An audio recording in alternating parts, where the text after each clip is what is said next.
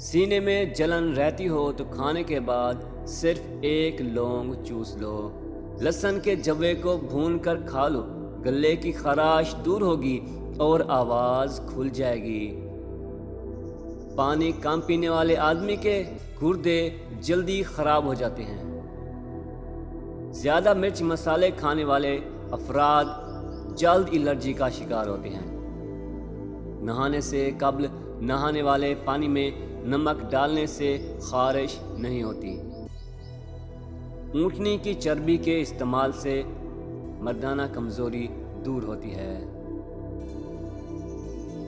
किसी प्रोग्राम में जाना हो और मुंह की बदबू ना जाती हो तो कुछ देर तक वक्फे से सौंफ चबाएं।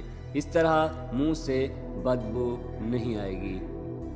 अगर किसी जगह बहुत सारी चूंटियाँ इकट्ठी हों, वहाँ थोड़ा सा नमक छिड़क दें, चूंटियाँ वहाँ से भाग जाएंगी।